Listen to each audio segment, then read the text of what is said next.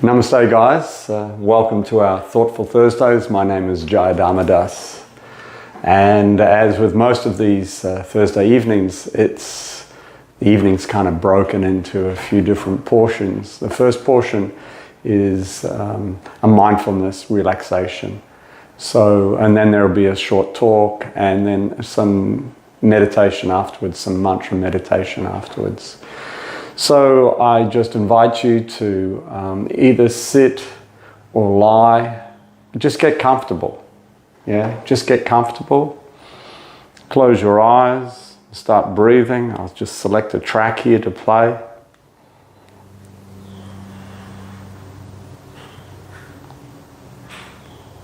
And just start breathing through the nose. In through the nose and out through the nose. And kind of try and draw a line under the day so far. Of course, if you have just had dinner or you've just eaten, then you'll be somewhat restricted as to how deep you'll breathe. But everybody will be breathing at a comfortable intensity, yeah? Just like all things in yoga, no force, no strain. Pretty natural. You're breathing in, perhaps breathing all the way up to the clavicles. A nice full breath as opposed to just the breathing that we do 24/7 up in the chest. As you breathe out, you just relax your face, your eyes, your forehead, your temples, your scalp, and you allow the shoulders to fall away. And when you breathe in, again, the belly just expands somewhat, and that feeling, that expansionary feeling rises to the rib cage and then up to the chest. And you start to bring your focus now onto the breath, and perhaps this music in the background. This music, of course, is also impregnated with mantra, and perhaps you would like to breathe in the same timing as the mantra.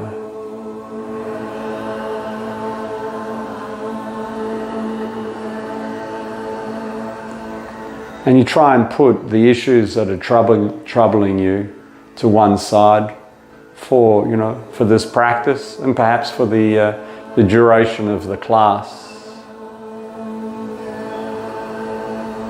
Bringing your mind to the breath.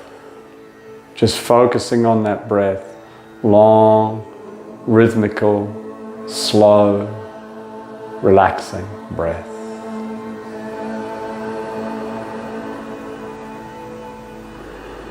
Being aware that, one, I exist, and two, that I can observe my body breathing in through the nose and out through the nose. Bringing that healing, rejuvenating, enlivening prana, chi, that subtle energy in along with all the other elements, the oxygen, etc., on the inward breath. And breathing out, relaxing on the outward breath.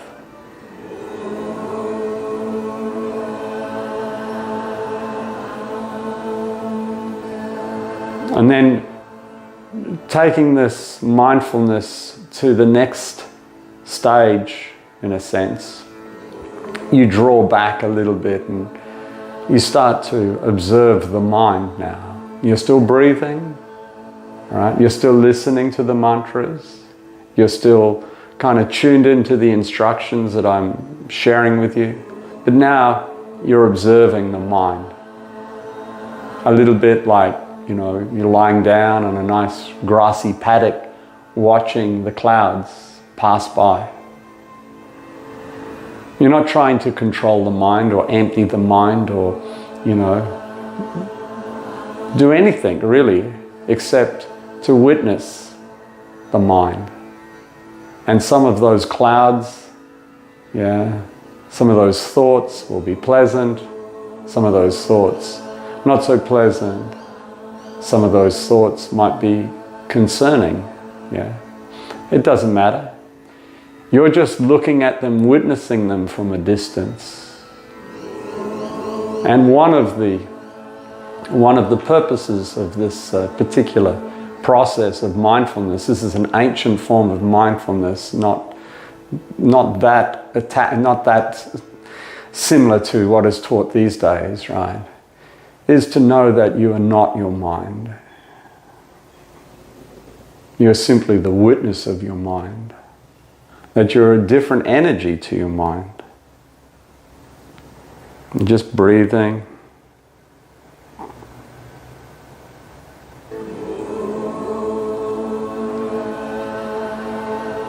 That you are this still,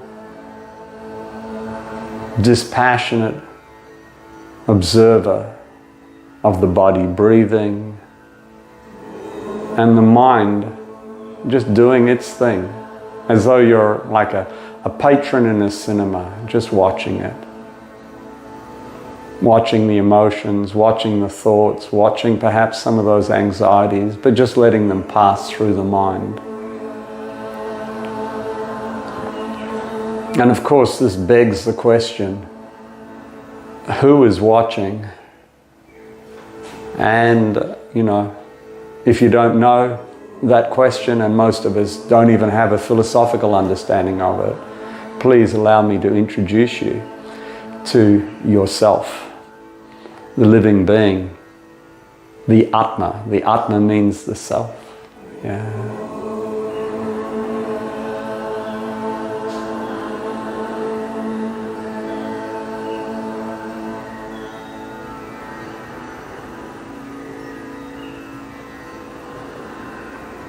And as your breathing continues in this rhythmic fashion, the level of oxygen in your body starts to build very gradually.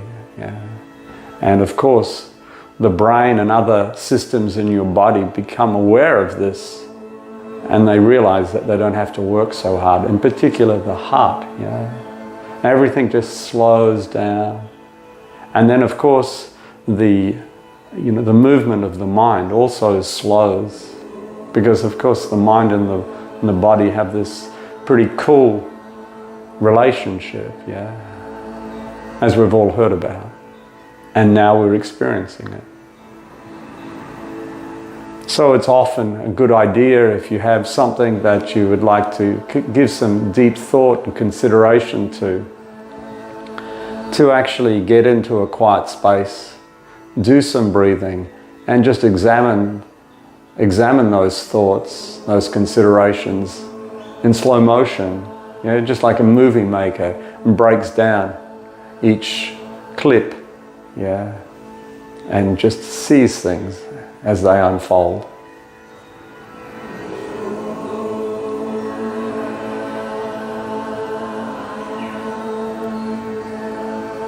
So, leaving the theatre of the mind, bring your focus a little closer to the mantra now. And as you breathe in, I'll just turn the volume up a little bit. You repeat the mantra, Gora Anga, to yourself.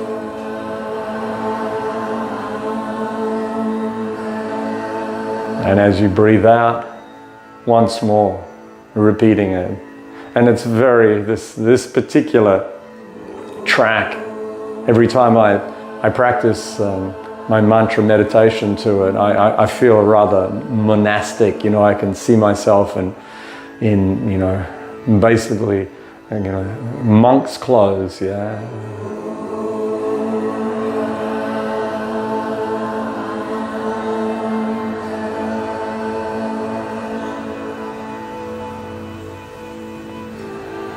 And very shortly, we'll repeat, if you like, the mantra loud, and we'll chant in unison with the track.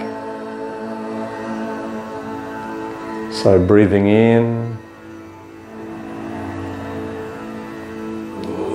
Goranga.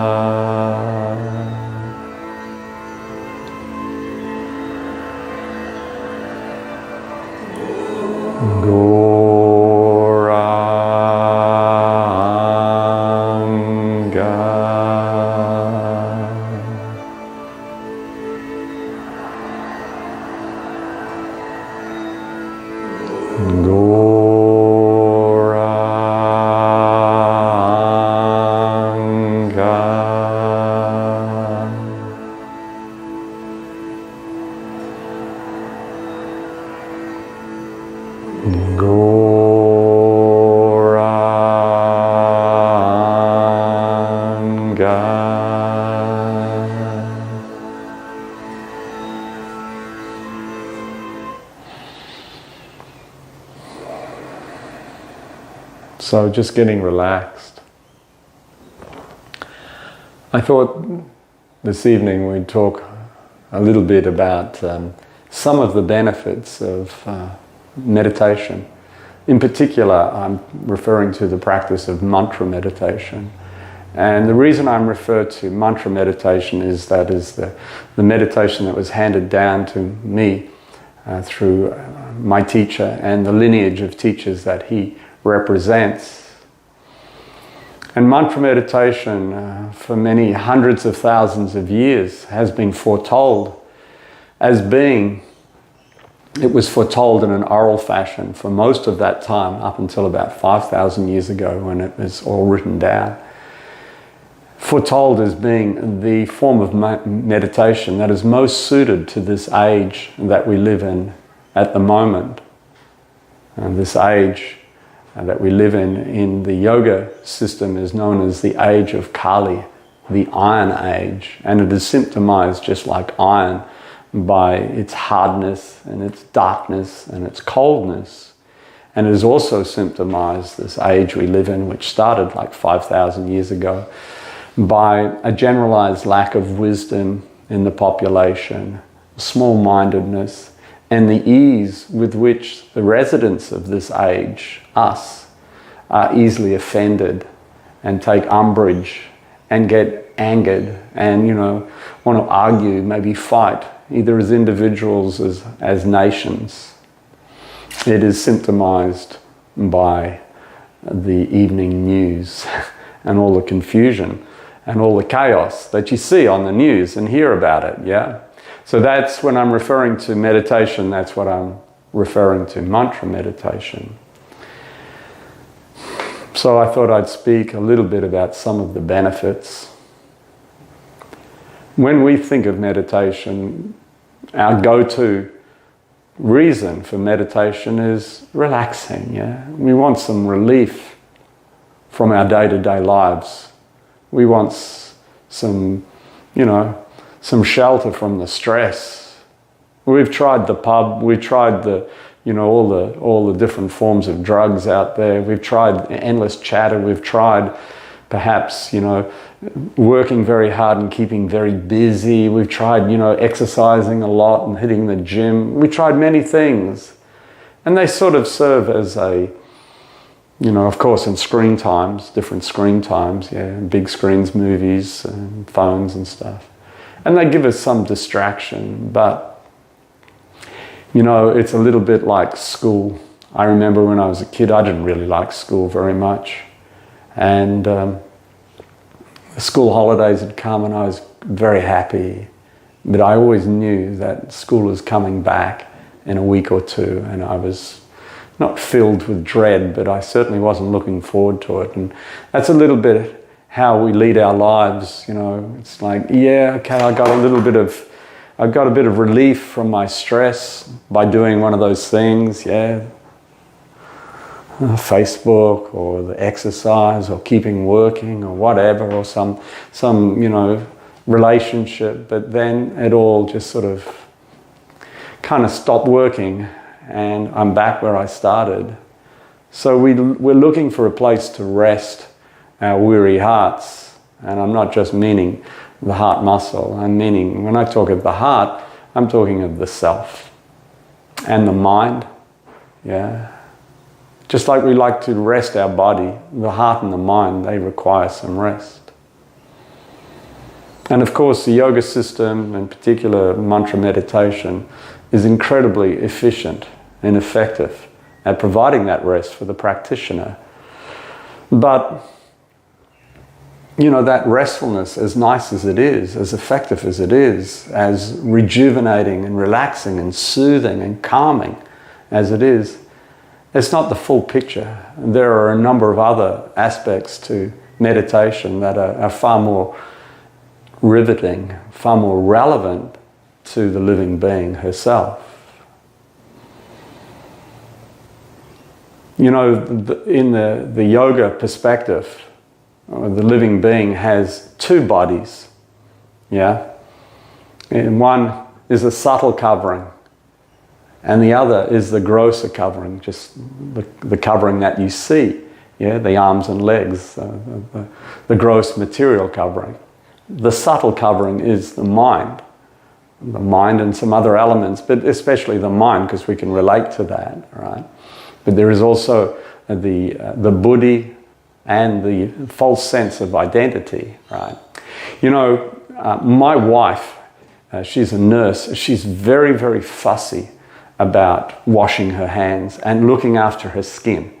Yeah, she has very nice skin, she looks after it, it's always, you know, moisturizing and all this sort of stuff. And from time to time, I see her, you know, washing maybe the dishes, and she has sometimes 2 gloves on. I think, wow, 2 gloves. I didn't get it, right? The first one is like that sheer, see-through latex glove, yeah? That covers the hand. And then on top of that, you know, the grosser, thicker rubber kind of, you know, dishwashing gloves, right? And in this analogy, the dishwashing glove is our physical body, and the sheer glove is the mind. And underneath it is the hand, yeah? Now, what happens if you take the glove off, yeah? Or you take the hand out, all right? Let's just say we take the sheer glove and the hand out of the gross glove. Of course, the gross glove is just some purple or yellow or pink thing that's just sitting on the sink bench. It doesn't work, all right? This is analogous to what we call death. You, the living being, encapsulated in the mind, right, and the body which sits on top of the mind, you are the living being, you are the person. Yes, you're relating to me, and everybody's relating to you, and we're all relating to each other as the body. You think, but this is just a covering, guys. This is just the glove. Yeah, it doesn't work unless the hand's working. Unless the person inside is animating the whole thing, the glove is just this limp, dead energy. And that's when you leave your body, which is known as death, what happens to the body, right? But you continue to live, right? The body perishes, it will have a beginning, it will have an end, right? But you, that living being within, you continue on your journey, right? And when you leave your body, you take some things with you, remembering that the body is that thicker glove, yeah? And they come in all different colors, those gloves, yeah? Some of them are brown, some of them are white, some of them are Australian made, some of them are made in China, yeah? Some of them are Hindu gloves, some of them are Christian gloves, some of them are beautiful gloves, some of them aren't so beautiful. Some are fat gloves, some are very, tight-fitting gloves, skinny. You're not the glove, guys. All right? You're not the glove. You're the animating principle within the glove, within the body, yeah? I remember my teacher said not to use mixed metaphors. I think I'm going to be the master of mixed metaphors here, so you have to follow along, yeah. So when you leave that body, you do take some so-called baggage with you, right? And 2 of the things is you actually take the latex glove, you take the subtle body with you, right? And along with the subtle body, you also take what you know as karma, right? But is more strictly referred to as karmic reaction, yeah. You've heard the cliche that things happen for a reason. And just like all cliches, it's true. Yeah, it's true. Things happen for a reason in your life. And the reason is your karmic reaction, yeah, which of course speaks to the principle that for every action, there is a corresponding and perfectly appropriate reaction. And when you leave your body, right, and enter a new body, right, which is, of course, people call that reincarnation or transmigration of the soul, you take your karmic ledger with you. Now, ledger is like an account, yeah? On one side, you have the assets, yeah, and the good stuff, and the good karmic reaction that you're due. And on the other side, you have, sorry to say, the liabilities, and, you know, the not so good stuff. And of course, just like any account, you have to account for it, right? You have to account for it. And you think, well, I don't mind accounting for the good stuff. Bring it on. Yeah, I kind of get that, right? But what about the bad stuff? Oh, yes. You know, what about the bad stuff? One thing, I don't want to turn this little talk into an explanation of the law of karma. It's a vast subject, and I don't have the ability to explain it in depth. But one thing about it is there are some different types of karma, right? First off, there's good karma, there's bad karma, and there is another form of karma called akarma, which is action that does not bring any reaction, but that's another subject, right?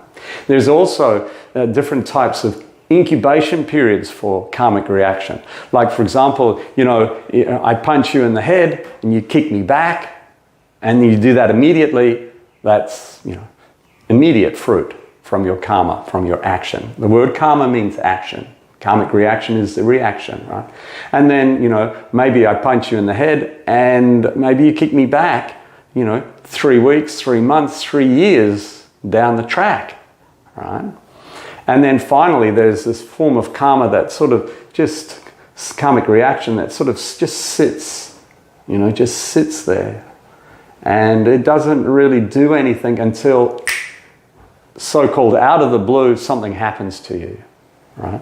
Your karmic reaction is starting to catch up with you. And this goes a long way to explaining why, you know, some babies are born with, you know, all sorts of deformities and problems, and, you know, the so-called bad things happen to good people. You know, people can be living a very, you know, good life, a righteous life, yeah?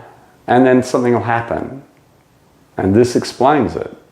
One of the benefits of the yoga system, and in general, the yoga system addresses the happiness and the freedom, which of course go together, of the living being, right?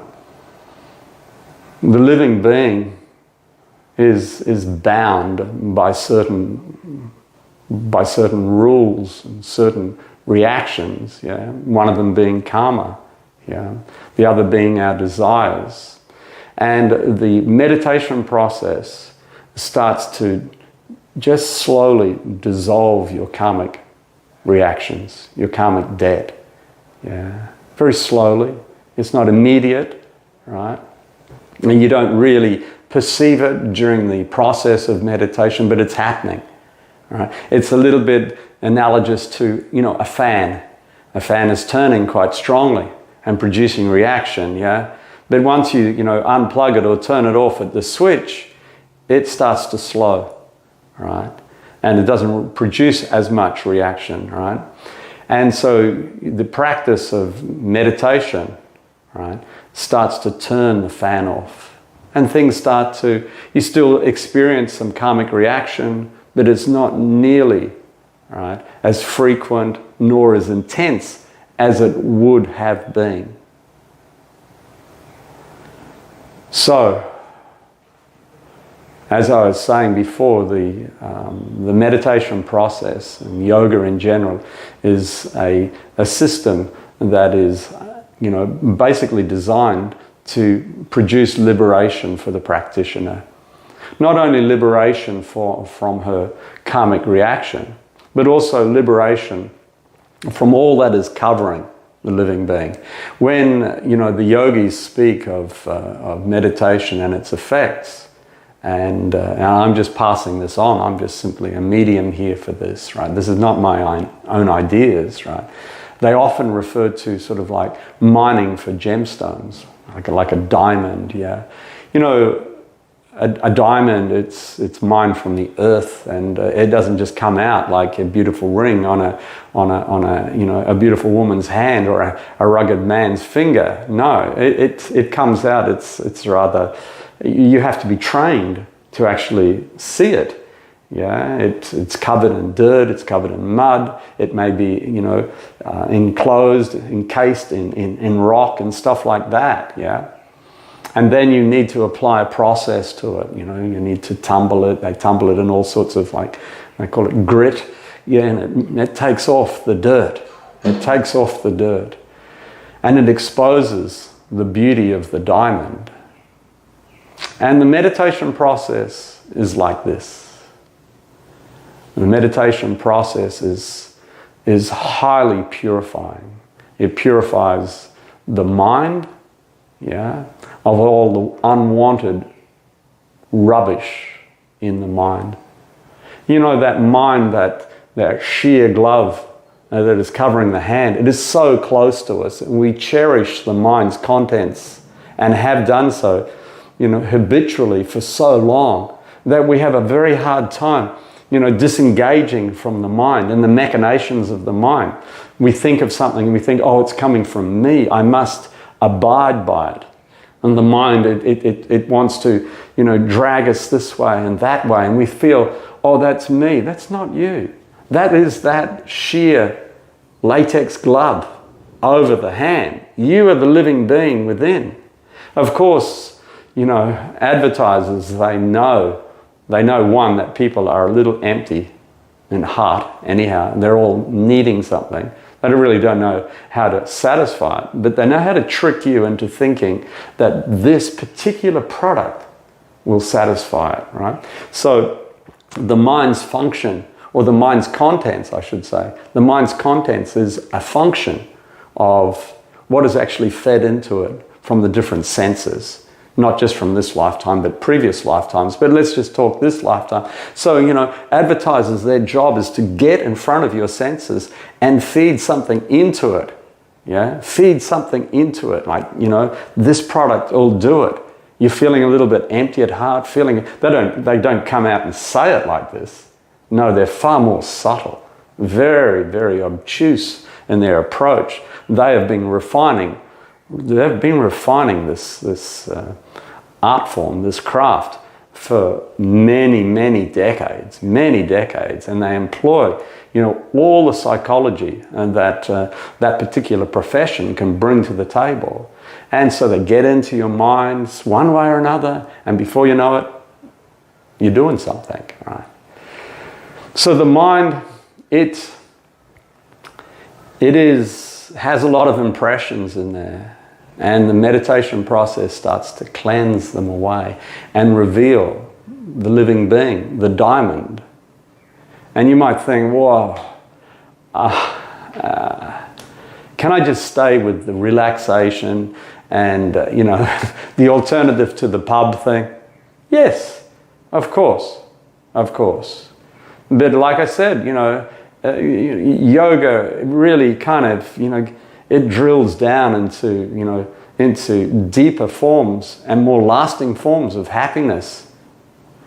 And this journey towards the diamond of the self, right, is very nice. It's a nice journey, right? And it's not as though you have to wait until the whole diamond is cleansed in order to appreciate some of the sparkle, some of the life coming from the diamond. Just like, you know, the jeweler is appreciating as the diamond is sort of, you know, being revealed. It's like, wow, that's far out, you know what I mean? And then they kind of like take it a little bit further and they sort of facet it and all this sort of stuff. The process of meditation is a wonderful journey, a wonderful, wonderful journey that really never ends, and it's just a journey into, you know, a never-ending journey into pleasure and happiness and peacefulness and harmony. And this is really what yoga is, yoga meditation, mantra meditation is aiming towards, yeah. and trying to basically, well, share it with people who want to give it some consideration. Because at the moment, we're totally absorbed in everything that is temporary. This body, you know, we're absorbed in it. We think it's me, right? And we're constantly spending time on feeding it, clothing it, medicating it, housing it, educating it, etc., etc. We're constantly engaged in looking for pleasure because that is our nature, and we're just pleasure seekers. That's one of the intrinsic aspects of the living being, right? We're trying to bring pleasure to the hand via the glove, right? Via the senses, the ears, the tongue, the nose, the genitals, the eyes, etc. And there's a bit of pleasure there. We all know that. But it's very superficial and it's very ephemeral. It's very transient. And it doesn't get down to the hand, man. It doesn't get there. It just does not get there. Right? It doesn't get there. So you tickle the glove, big deal. Fine. Fine, but it's not going to get to the hand. It's not going to get to the living being, the soul, the Atma, the self. All right? And so the yogis and the yoga masters who are actually out there with a compassionate mindset, trying to help people, and they try to share this information, and try and share the process of meditation with people so that they can actually, experience some true nourishment. Some true nourishment. There's no point in putting moisturizer cream on the glove, man. It just doesn't work that way. Right? Yes, when you meditate, the other aspects of your mind and your body, they benefit as well. But especially it is addressing the needs of the soul, because just like your body has needs, it has those needs for nutrition and protection and housing and medication and all that sort of stuff. And the mind also has needs. You, the living being, have needs as well. So, in another aspect of the benefits of meditation, talking about the mind again, and again we feel as though the mind is so precious, the contents of the mind, but really it is a very poor master. If you become the servant of your mind, you're going to go down a bumpy road. She is a merciless master, and we've all been at the receiving end of the mind's lack of mercy. We've responded to urges from the mind, do this, do that, and in the beginning it might feel pretty good, but after a while you realize, that was a mistake. So how do we draw back from the mind? The process of meditation not only does what I just mentioned, right, but bearing in mind that the subtle body, that sheer latex gloves, has three layers to it. One is the mind. The second is what is known as intelligence. Right? We use the word intelligence because that's how it's translated, but it actually loses a lot of the meaning in the translation. In the Sanskrit, right, intelligence, which sits above the mind, right, is known as buddhi, right? Intelligence, when we speak of intelligence in English, we're speaking to a metric that simply measures your ability to decipher and distill the complexities of whatever nature, and chart a pathway out of that complexity. Could be a mathematical problem, some financial problem, some personal problem, right? And if you have a sharp intellect, you can get a PhD, you might be able to problem solve your way out of it. We're not talking about that. We're talking about this buddhi faculty that is very seldom known in the West, yeah, it is a faculty, as I said, sits above the mind, yeah, that allows us to actually step back from the mind. We were doing that mindfulness before, and that is useful. That is useful, to step back from the mind and to look at the mind, right?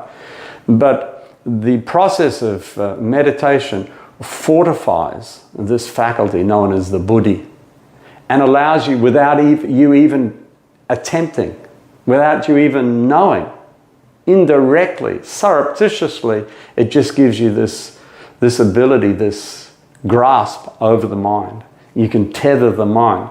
You can see various,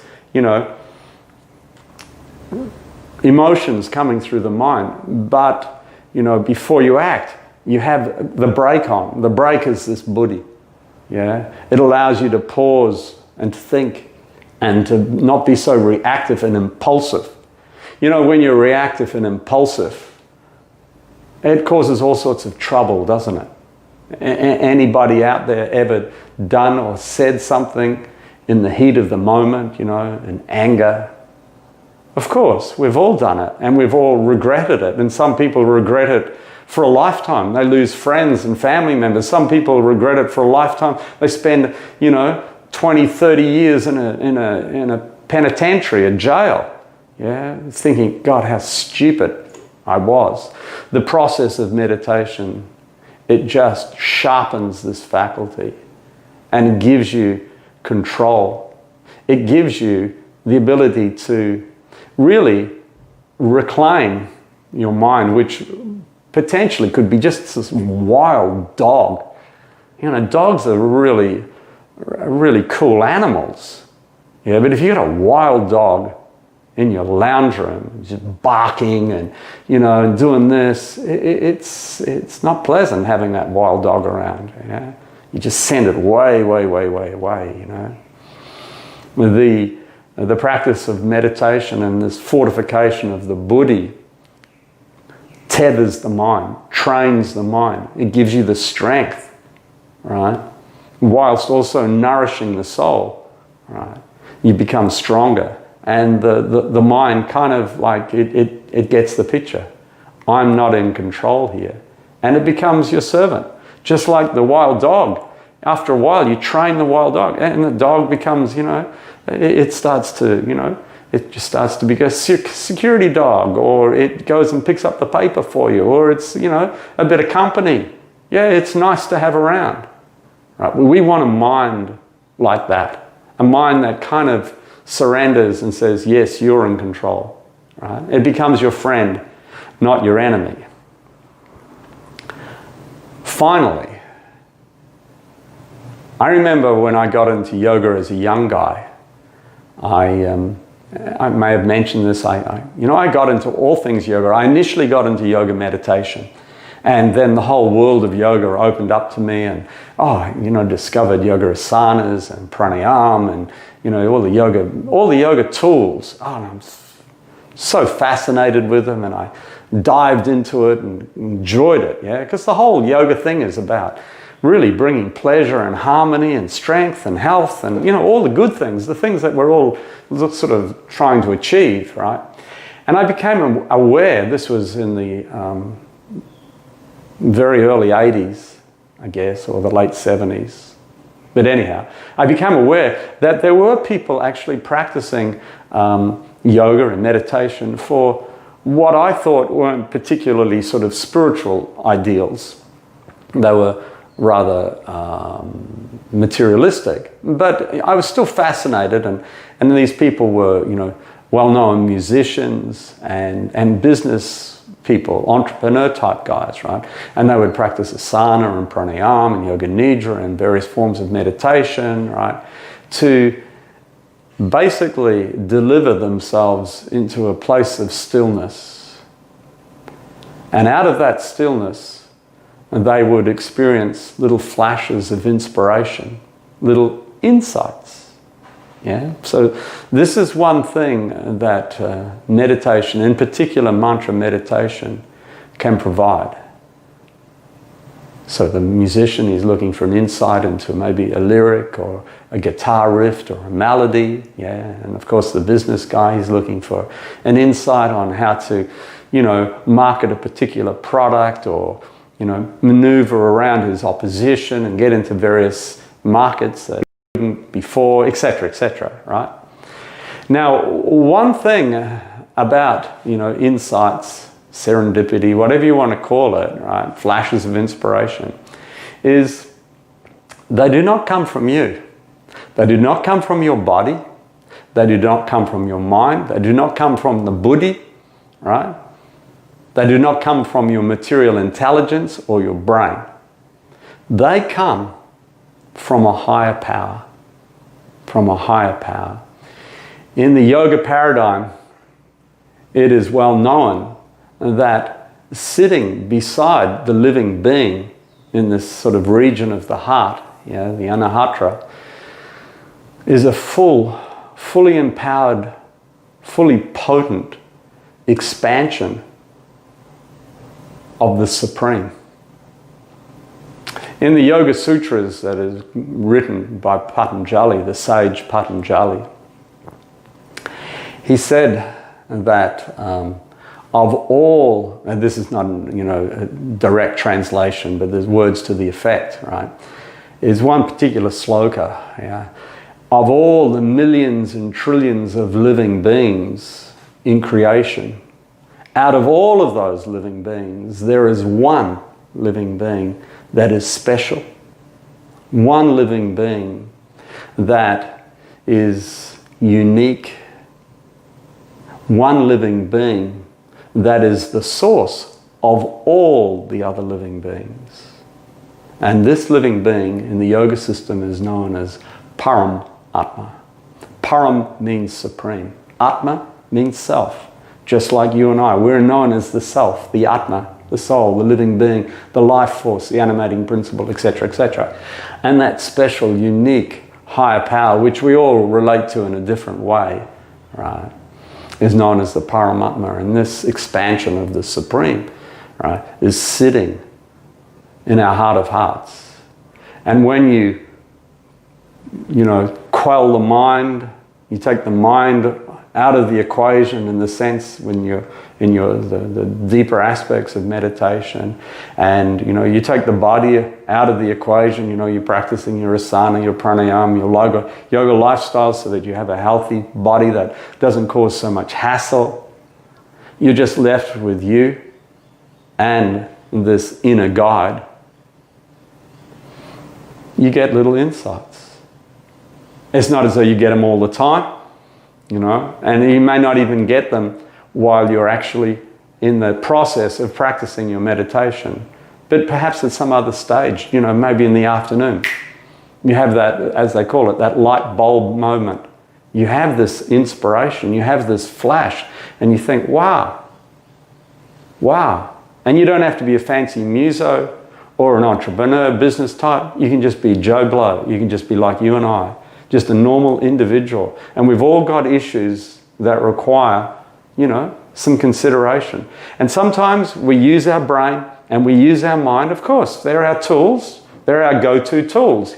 Yeah. And sometimes you can figure it out. And you're breathing and everything's slowing, as I said before. You analyze everything and you think, and you come up with something. And it might work. But sometimes you throw everything you've got at it and it's just like bloody useless. I can't figure it out. In those situations, you know, maybe even a crisis situation, you've got to just kind of let that go. You've got to be a little bit humble. You've got to think, yeah, I'm not that talented. Yeah. And so you go into your meditation and let's just see, you can't force these flashes. You've got to be pretty relaxed. You've got to be pretty patient. You've got to have that bit of humility. Yeah, and just see what happens. And you know, these things do happen. This is not just some poetry on my part. If you practice it, you know, the whole yoga system is experiential. Yeah, it's not some dogma. You just believe something. Forget that. What's that? That's useless. No, you've got to actually do it. You've got to do it. And without being too paternalistic here, guys, you've got to do it regular. It's just like anything. You want to learn how to play the guitar, you've got to practice it. You want to learn anything, you've got to absorb yourself in it. You know, you've got to get into it if you really want to learn it. If you think it's valuable, right? You got to do it. There's nothing more valuable than the self. Everything else is temporary, right? If you spend your whole life in the domain of the body and the mind,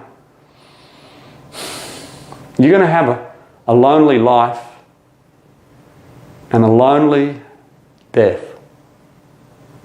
A shit life and a shit death. Yeah? Because everything you've got is earthbound. But you're bound somewhere else when you leave this body. You're bound somewhere else. Yeah? And if you were going somewhere to a foreign destination, right, one, you would prepare. Yeah, you get the visa, you check out what the weather's like, what sort of clothes I've got to take, etc., etc., right? But the most important thing when you go to a foreign land, you've never been there before, you know, wherever it is, yeah, think of some really exotic place, yeah, that you're never been to, I should say, right? What is the most important thing? You have somebody there, somebody to greet you at the airport, take you by the hand, and you don't have to worry about a thing. Now this meditation links you, the Atma, with that all-knowledgeable, internal best friend, the original person, the source of all inspiration, the source of all knowledge, the source of all happiness and harmony. And on the final note, and this is a little paternalistic, if you want to experience this, right, there's just one thing that you need to be aware of, right? You should try and avoid intoxicants, right? Because intoxicants just, you know, empowers the mind, right? And it disenfranchises you, right? Because you become victimized by the mind.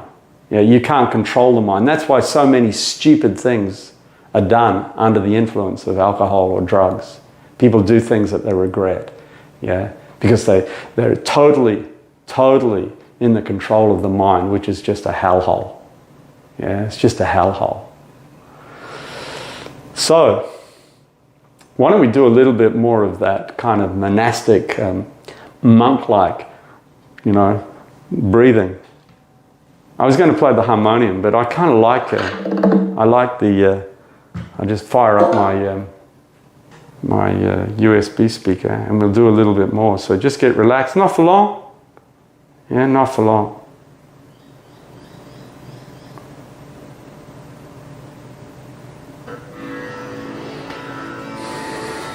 So just getting relaxed, a couple of minutes, guys, a few minutes. There's a wonderful Gauranga mantra. And these mantras, they descend from the spiritual realm.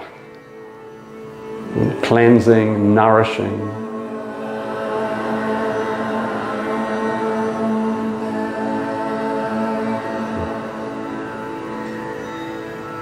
Just get into the sync of it, yeah, just breathing in the first instance, repeating as we did before, and then we'll repeat out loud.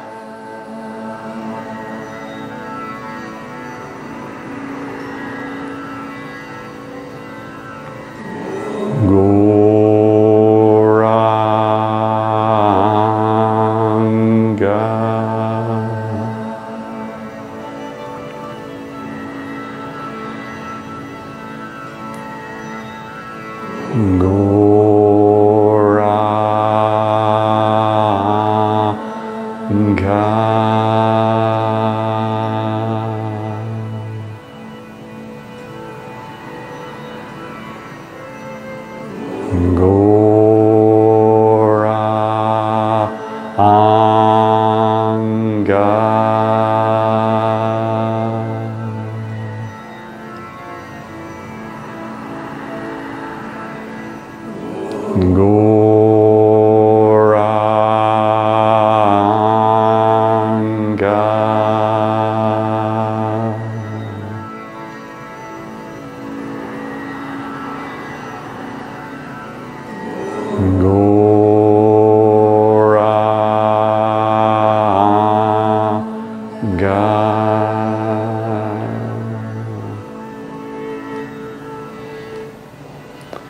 Namaste, everybody. Thank you very much for joining me and for joining the Australian School of Meditation and Yoga.